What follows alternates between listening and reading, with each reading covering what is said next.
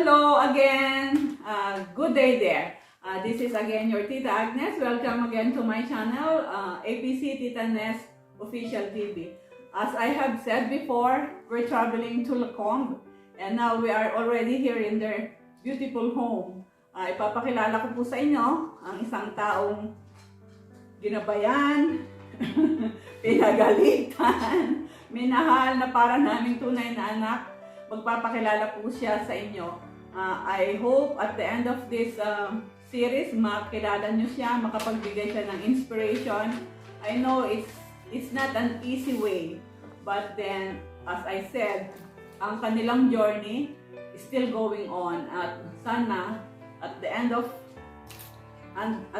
the day, ang journey nila maging inspirasyon sa lahat ng kapwa namin Pilipino at ng aming inyong mga anak. Ibibigay ko po sa inyo siya at siya po ay magpapakilala sa inyo. Siya po ay si... Hi! Magandang umaga po. Ako po si Alvin Bautista. Kilala po sa pangalang Itay at Inay. Ako po ay taga Binyan. At ang napangasawa ko po ay taga Canluba. Na pangalan po si Lily Bautista. Kung tawagin po siya, si Inay naman po.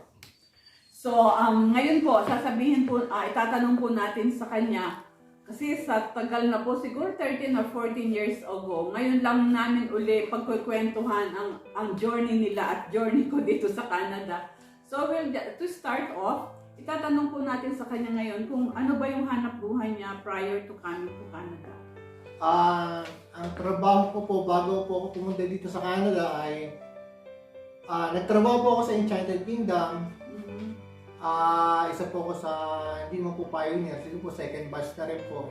Nakapagtrabaho ko 10 years. Tapos nag-resign po ako, naghanap po ng ibang trabaho. So sa mga tuwid po, on and off ang trabaho ko. Hanggang sa, yun nga po, nagkaroon kami ayun nga, may pamilya po namin. At ano dun, Alvin? Dun sa journey mo doon sa atin sa Pilipinas na meron kang trabaho, inisip mo bang mangibang bansa just to make sure na yung family mo mapunta sa magandang kalagayan? Opo, tita. Yun po talaga yung target ko. Hindi mag-Saudi. Una po, Japan. Japan. Kailangan, pag nag-Japan ka po, marunong ka sumayaw. Hindi mo po kumanta sumayaw. Matigis ang po, tatlo po yun eh. Sumayaw, kumanta, at saka basta yun po isa-dalawa po dun eh, hindi po ako marunong. Right, applying outside? Nag-try po ako mag-apply sa Taiwan.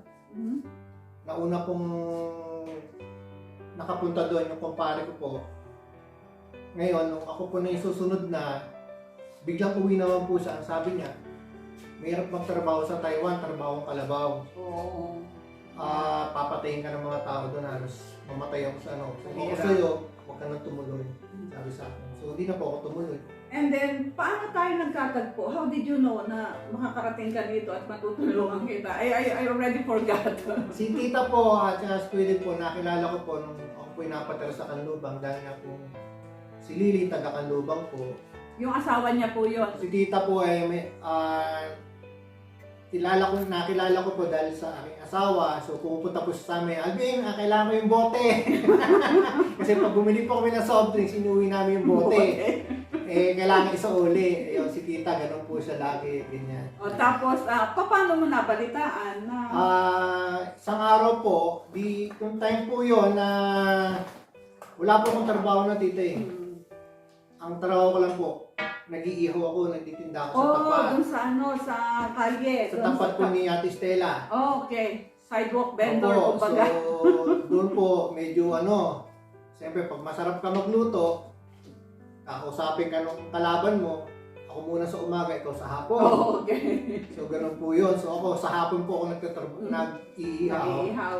Ngayon, one time po na may bibilin ako, kasi po talaga sa totoo lang, pag ako may kumakain, lagi may soft drinks. Oo, sa amin bumibili. Opo, Okay. hindi man po kay tita, kay Ate Stella, sa tapat lang. So, hindi ko po mautusin yung mga anak ko, ako po yung bumili. Ngayon, sabi po ni Salve, yan po si Salve. Si Salve, asawa ni John B. Si Tinay, sabi po sa akin ni Salve, Alvin, baka gusto mo mag-apply ng Canada. Sabi, oo naman. Ay, kung anong gano'n. Eh, si Tita Agnes nangangailangan ng tao. Ganyan. O sige, ganyan, sige, apply ako, ganyan. Hindi ko po alam, basta alam ko lang po, sabi ako kay Mamang, Mamang is my mom. Apo, si Mamang. Nagsabi ako kay Mamang na interesado po ako mag-apply. Kasi si Mamang po kasi halos araw-araw dumadaan po sa tapat ng bahay po nila Lili sa Vienna po. So, yun po, sabi niya, pupunta ang tita mo dito. Ganyan, sa Manila, mag-hire ng ano, ganyan. Oh, that's the time na pupunta po ako nun sa Canadian Embassy. Kasama ka ba dun sa group na interviewin? Opo, kasama po doon po sa McDonald's. Okay. Paano mo pinadala sa akin ng resume mo that time? I-recall mo ako kasi I already forgot everything. Ang alam ko po, tita, sinend ko sa inyo through email. Oh, okay. Ganyan, tapos halos ang kasama ko pong tumulong sa si Mark Yulo. Mark Yulo, okay. Kaya si Mark po. So, pag kami kailangan ako, tanong ko kay Mark, ganyan. Kasi nga po sabi ni Mark, pupunta si Tita rito sa, hindi ko po alam. I think it's September Opo. pag hindi September, August yun. Opo. So, yun nga po, napunta kami doon. Dinala ko na rin po si Dante. Oh, ikaw rin pala. Opo, si Dante. Ang dami ko palang dinala. Opo. Kasi, Ikaw pala nagsabi. oo, kay Dante. Sabi ni Dante naman, pre, wala akong experience. Sabi niya, Jollibee lang ako, ganun. Ay, ganyan. Di, try mo. Nahiya ako, hindi ko naman kasi si Tita. Di, sumama ka. Sabi kong gano'n sa kanya. Basta sumama ka lang, halika. Ang ginawa ni Dante, kumuha pa ng padrino. Sinama po niya si Nanay Miding. Oh, yung nanay niya. Oo, sinama po ni Dante si Nanay Miding para po kasi kakilala nga po ni Tita. Ganyan. So, yun nga po. Sama ko si Mark. Si Mark, si Dante. Si Paring Arnel, sinama ko rin po. Siya nga nagsabi. Oo, si Paring Arnel, sabi ko, baka ito na yung pag-asa mo, pre, na makapag-upload kasi si Paring Arnel lagi pong nadideny. Or naloloko, napepeke. So, pagdating nyo dun sa Makati? Tapos sa Makati po, so, sabi ko kay Dante, bukas sa 8 o'clock. Kailangan doon tayo. Namin ko, nandun si Tita Daisy. Halos ang first batch nandun po eh. Punong-puno? Oo, punong-puno po ang So, nag-start noon, tayo doon sa McDonald's sa Makati. Pagkatapos noon, anong ginawa ko? Nung na-interview, ikaw in-interview pa kita? Hindi na. Kasi kilala ko ba? So, ito po yan sa Makati. Kailangan magbigay po kami ng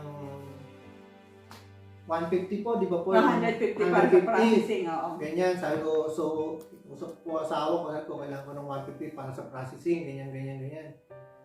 So, hindi sinabi ko kay Dante, kay Maria, ganyan, pero kailangan niya magbigay ng 150 para sa processing, wala pa naman tayong ibibigay, gano'n. So, yun po, tita. Pagkatapos noon, meron na pa kayong, yung documents nyo ba, sinama ko na sa Canadian Embassy after? Opo, so parang inanin po na, parang doon po alam ko na nakasama kayo? Opo, kasama ako, Boston Pizza ka. Oh, so meron na kayong LMO, Meron na po. Meron na rin ticket ba yun? Yung Wala pa po, wala tita. Pero maganda ang pwesto na ibigay ko sa'yo. Opo, automatic po, line cook po ako doon. Oh, okay. So ilang panahon bago natin, ano yung experience yun ng kaiintay? Alam ko, ang sabi ninyo sa akin, every time na may dadating na FedEx doon sa subdivision. Ayun po, tita, di nandiyan na po. Hindi, tita, ano pa? Di pa yan kasi nung pinasa ko yung resume sa'yo, nung dumating ka, sabi mo, baka interview kayo ng immigration. So, ito po yun, isang gabi, may tumawag po sa akin. Sa phone, landline po yata yung binigay ko sa inyo. Oh, okay. So, landline, international call. Ay, gano'n. Oh, this is, basta sinabi ko, parang sa immigration po, ganyan. So, doon, time na yun, sa totoo lang po talaga, hindi naman po tayo magaling mag-English din, ganyan. Di, ang sabi ko po, can you, what is your name? Sabi ko, this is Alvin Bautista. Ganyan. Eh, nauutal-utal na po ako talaga. Ngayon, nagulat po ako, nagsalita ng Tagalog. Okay. Si tita po pala yun, nag-interview sa akin. Ako, sabi niya, Alvin, sige na, si tita mo to. Kaya na, mag-Tagalog ka na. Ako, tita, pinakabango ako, pinagpawisan ako, ganyan. O siya, okay na, ayos na, antay-antay ka na lang, ganyan. Okay. So, Ganun yun pala po. yun. So, tapos, yun nga po, yung sinabi nyo, mag-wait kami ng sa visa, di ba po? So, si Mark, like ko po, pre, dumating na sa'yo. Di pa nga eh. Hindi ko lang po alam kung ako po yung nauna po si Mark yata. Tapos, After a week, ako naman. oo. Ganyan. So, every time makakita ko ng FedEx, so tumatayo ko, lagpas. Naku, wala pa. Ganun. Pero, hindi pa rin naman po kung okay May interview ka ba? Hindi na po kailang nag-interview dito eh. So hindi ka nakarating ng Canadian Embassy? Hindi na po, wala na po. Ako lang nag-interview. Maluwag pa po noon eh, wala po. So, nung yung proseso na yon, ano yung nararamdaman mo? Kabado ka ba? Bay, kabado po talaga. Anong buwan ka nakarating dito? Nag-apply po ako September, December po, nandito na Wow, ako. bilis! Ang bilis po. Kaya nga po sabi ni Inay sa akin, December 18 po ako dumating. Sabi niya, ba't di ka ba magpapasko? Alamiga. Sabi ko sa kanya, hindi na importante ang Pasko, importante mayroon akong trabaho. Kailangan makalakad. Hindi po yung sinabi ni Mark. Ilan kayo, nung papunta na kayo dito, ilan kayo magkakasama na dumating? Ang kasama ko po kami nung dumating. Si Cecil po alam ko kasama namin eh. Kami yung magkapatid, tsaka po ako. Tatlo lang kayo? Tatlo lang po kami. Pero kasama po kami sa first batch. So nauna lang po, linggo lang po mga pagitan namin. Sila Jobert, sila, ano ba yan? Basta si Jobert, sila Mel, nauna po sila Mel eh, isang linggo lang eh. So pag nung nag-fly, papunta na kayo dito, pagdating ng Vancouver, ano nang pakiramdam nyo? So ito po yan, nasa Vancouver na kami ni Mark. Talagang, ang kinaganda po tita, nung nandun kami, ano sa akin namin pal eh. Lahat naman ginamit para straight, So lang. talagang, sa aeroplano pa lang eh, nung time na talagang, pag gutom ako, talagang mabait naman yung attendant. Ay ko, meron pa po ba? Sabi ganun. Sige, Nangihingi ilan kayo pa, ng nangihingi extra. po talaga ako kasi sa totoo lang po tita, nakating po ako Canada, dala ko lang $20 na bigay pa ng kapatid ko yung kuya ko. O, $20 na yung binigay niya sa akin. Tapos, yun nga po, hindi man ako nag-worry kasi alam ko, nandun ko naman, kilala ko kayo. Convert ako tita eh. Siyempre, $5. Magkano na yun, ganyan. So, ginagawa ko, nagtutubig na lang ako. Sabi ni Mark, tubig. Ganyan. So, yun po talagang hira ko kay Mark. Ayaw ko lang. Sabi niya, ay mahal. Sabi niya gano'n. Sabi niya, tubig na tayo. Hindi ako tubig So, na. gutom ang inabot nyo, ano? Gutom talaga po, gutom. Kasi, ang mahal eh. Walang dating Yeah, namin. $20. What is $20? Opo. Kasi ang makakain mo lang doon, siguro isang hamburger lang. Opo, siguro po gano'n. Kaya, doon lang po kami, hindi kami, bottled water, mahal din po. Oh, syempre. So, doon kami uminom sa drinking fountain. No? Po, doon kami uminom ni Mark. Dumating na kayo sa Vancouver, papunta na kayo sa amin. Ano po, nakapark po si dito sa covered ng parking ng Vancouver, ganyan. So, susundin na kami ng tita. Paglabas na Sa Edmonton. Di po, sa Edmonton po. Sa Edmonton. Edmonton, kasi direct flight po, ano pa kami. Paglabas po namin sa Edmonton, may yelo na po kasi yun eh. December. Ako, December po. Ako, tawa na tawa si Mark sa akin kasi may jacket kami dyan pero hindi namin alam na Ganun kalamig. Hindi ako makahinga, tita. Talagang hindi ako makahinga sa lamig. Talagang, ikaw Mark, hirap na hirap ako huminga. Eh, gano'n, bakit? Ang lamig. Oo nga, ay gano'n. Eh, pinapasok ba po kami ni Kuya Did sa Kenyo. O kami ang sumundo. Ako, kaya ako sumundo. Tapos yun nga po, dinala naman sa bahay niya doon. Doon kami, andun na po si si Jobert, andun pa rin po si Jobert. Doon sa bahay namin. Opo, andun pa May siya. nadatnan kayo. Oo, si Jobert. Saka si Parang Leia. Jobert, opo. Si Leia wala po eh. Wala, kayo lang. Huli, ano po yata siya? Late na. Late na dumating. Basta, So pagdating sa bahay, di gutom, ano? opo, Kuya Dave, sabi niya, help yourself kasi alam ko busy kayo noon. So, matutulog kami, hindi kami makakatulog. Siyempre. Hindi namin alam, basta nung pagdating namin, pinakain nyo kami, ganyan. Nung unang gabi nyo, naisip mo pamilya mo? Aba, opo tita, sobra po. Actually, para bang hindi ko na sila tinignan nung umalis nung hinatid nila ako tita Talagang kasi, iyak lang ako Pero nung nandun na ako sa loob, talagang sabog na yung ko. Siyempre. Okay, tanga ni Mark. First time mo. Opo. First time. So nung unang gabi mo sa amin, first time mo na hindi mo nakasama. Opo, hindi ko po nakita, hindi ko po sila ganyan. So yung emotion mo talagang baksak. Opo, kami ni Mark, halos kwentuhan na lang kami para kasi pamilya rin namin. First week ninyo na naayos na natin yung requirements nyo, na makakapagtrabaho na kayo. Ano yung naramdaman mo nung first day mo sa Boston? Dineploy nyo na kami, tita.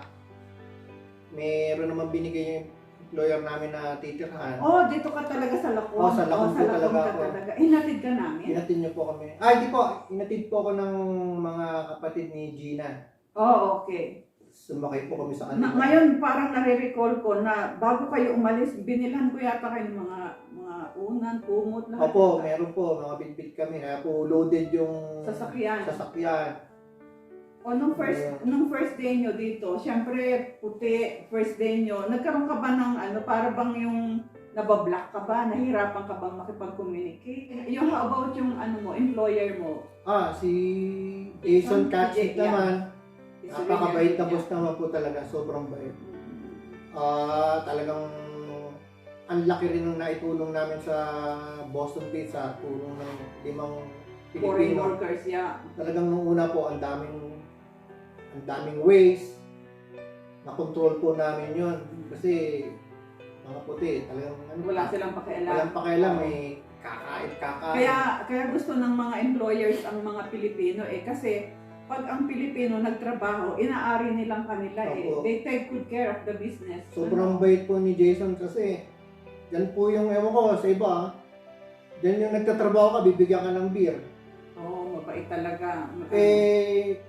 Sa atin bawal yun Sa kanya, okay lang. I'm the boss. Yeah, siya may-ari. I like your service. Kasi gusto ko yung nyo, ganyan. So, nung ganyan na kayo, tapos, siyempre, malungkot ka. So, inilapit mo ba si Lily sa akin para mabigyan ko siya ng LM? Opo, tita, halos ang apply po ni Lily is Nani. Kinahid. Kinahid naman po siya. Okay. So ngayon, nagtaka ko po ba't naging server siya. Server na. After po siya dumating, 3 months lang po yata. 3 months lang pagitan niya? Opo. So, okay. magkahiwalay po kami mag-asawa. Edmonton siya, Lacon po ko halos 1 hour and 15 minutes naman po ang layo. Oo. Gaano kahirap sa inyo noon na iniwan niyo ang mga anak niyo na wala ang ina, wala ang ama? Sobra, tita, kasi wala kaming parehas na magulang. Iniwan namin mga anak ko sa mga tita nila. So, kasi ako iba ko Kasi ako talagang nanay kong hands-on ka Oo, sa mga anak ko, nanay kong tatay ako Kasi sa Pilipinas po talaga, kunin na pang trabaho ko, asawa ko, may trabaho. So, naiiwan talaga ako. Pag may trabaho naman ako, diyan kami nag-ano ng katulong, ganyan. So, ang hirap. Nung kami mag-asawa na nandito, halos sa yung time na yun, tita, ano pa lang ano pa ba yun?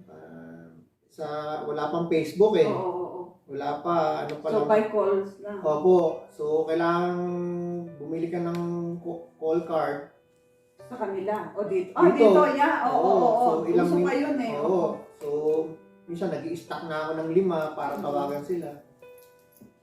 So, Ang hirap, makarating po ako dito na yun po, nandito na kami sa Lacon. May tumulong naman pong Pilipino sa amin. Di pa kami kilala. Yun po si Ate Baby, saka si Kuya Dudong. Binili po nila ako ng computer. Para sa computer. Oh! Para ko po lang makita. Makita So, mo kompleto po. Talagang sa halagang parang 700 po lahat yata yun. May PC pa lang, ganyan, may computer na. Kasi talagang ang nagpapaano lang din sa sila, Kuya Dudong, sila Ate Baby. Kasi pag wala ka, magbubulong ka sa bahay. Kasi kami meron pong mga 5 Pilipino doon. Pag kaso, kanya-kanya nasa kwarto lang kami. Doon sa proseso na yun, Alvin, na nakita mo na yung mga anak mo sa computer, nag-uusap kayo, ano yung nararamdaman ng mga anak mo nang nakikita ka nila pero hindi ka nila mahawakan? Saka ikaw din, ang bigat nun. Opo, mabigat po. Kasi, una, naalagaan ko sila sa Pilipinas eh. Ngayon, hindi ko alam paano paano alagang ginagawa doon. Siyempre. So, pero inisip ko po na kailangan kong gawin to para sa kanila. So, at least kahit paano na napapawi yung homesick ko kasi nakikita ko sila sa screen na po. Ilang panahon, ilang taon o ilang buwan bago nung time na pwede mo na silang kunin? Actually, kita kasi skilled po ako. So, kami mag-asawa 3 months lang dito na si Willie ko eh. Ano ko 3 months lang dito na siya. So, sabi niya, Itay, kunin na natin mga bata. So, dumating po ako 2006 dito, December 18, 2006. So, dumating po sila 2009. So 3 years. Halos 3 years na nakahiwalay sila. Opo, talagang minsan tatawag ko kung wala yung mga anak ko. Anong pwede na silang kunin?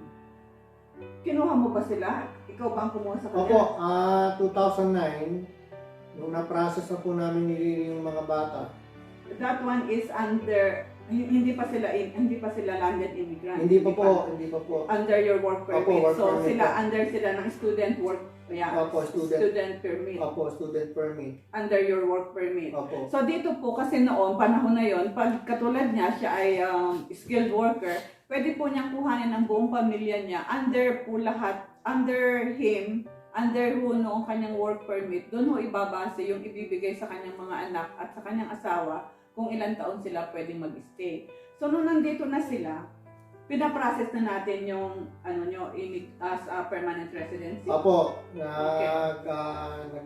nag-apply po kami ng permanent residence. Tapos si Lily na ilipat ko na kasama mo dito. Opo, ang story pa po noon,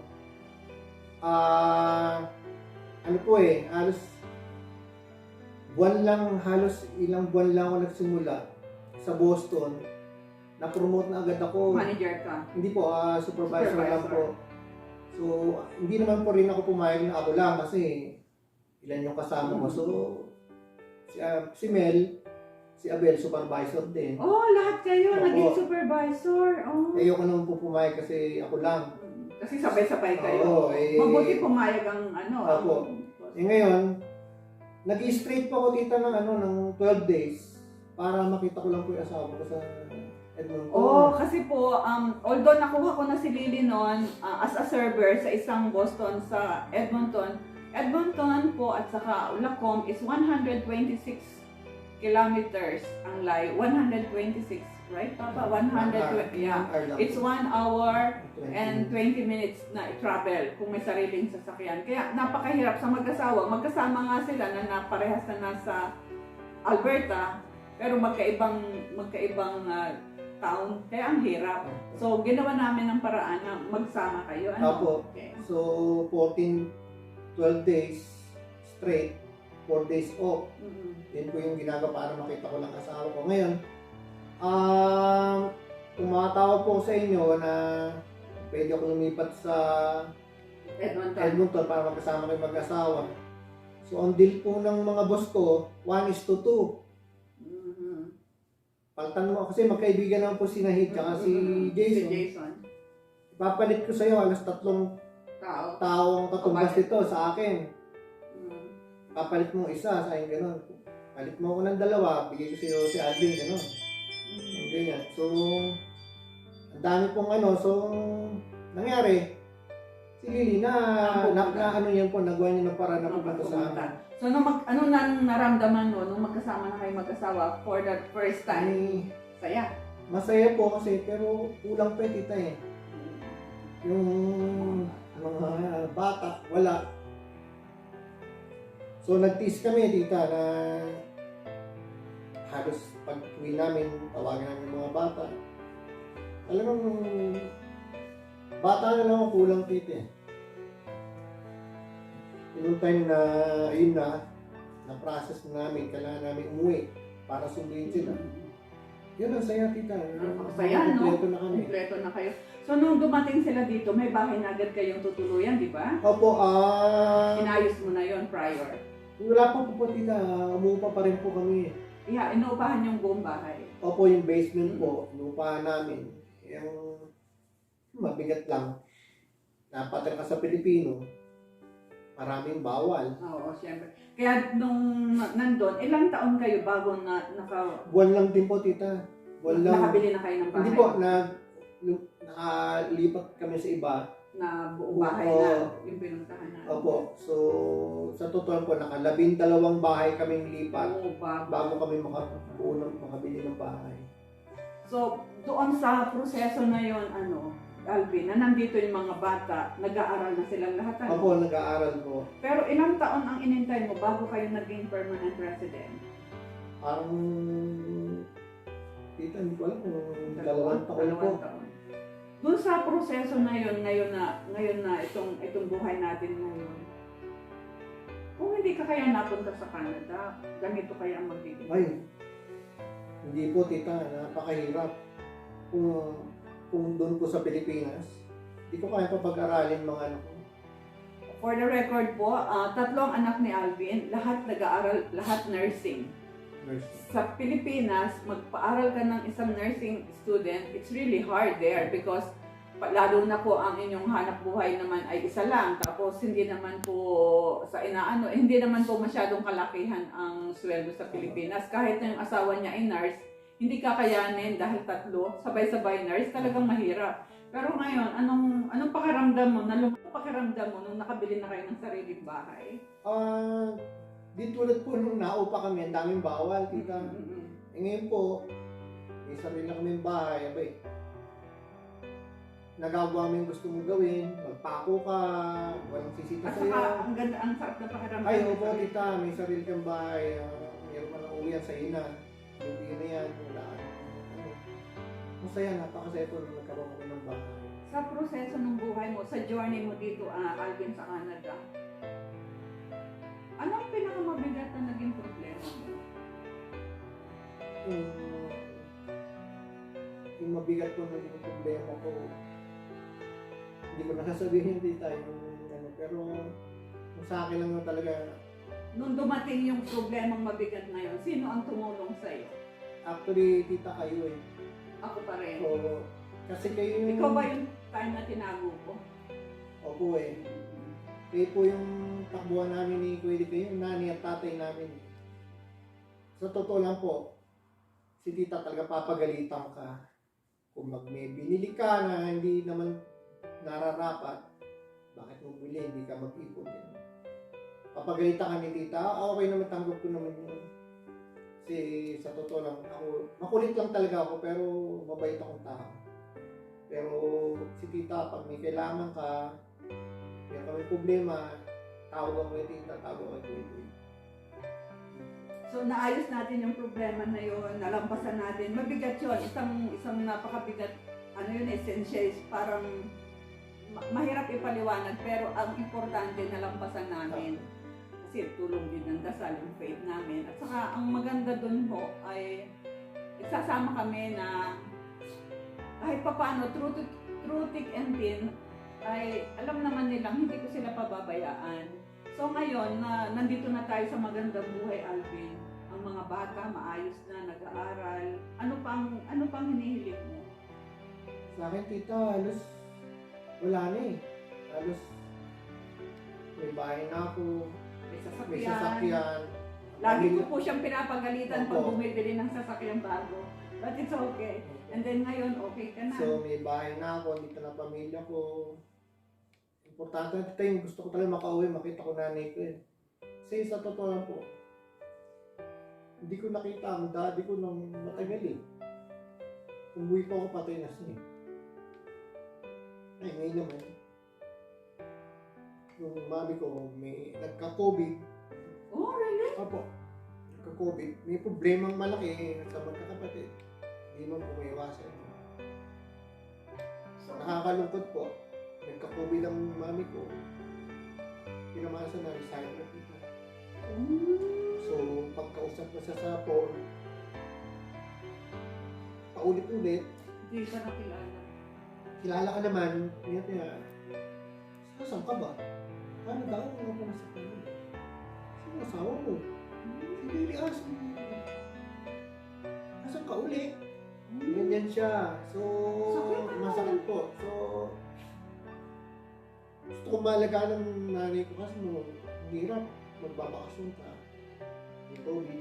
May restrictions na Opo. uuwi ka tapos 14 days quarantine. Bali Ako, wala. sayang yung bakasyon ko. So, araw-araw ko na lang po tinatawa. Pero sa totoo lang po, pinangyayari sa buhay ko, masaya na ako dito. Hindi po tulad dati na umuupa ako, pamilya ko. So there's nothing missing in your life na? Wala na? Halos parang wala na tintin na ano ko na po eh, na-achieve ko na. Pag-abroad ako, nag-iipon na lang po. Para sa pag-uwi. Apo.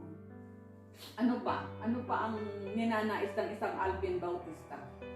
Yan po tita. Makauwi, maalagaan. Maalagaan ng mami ko, siya na lang kasi nandito. Si Lily po kasi patay na yung nanay ko. Bien, ako isa na lang. Kaya minsan, buhay pa lang ito walang makita.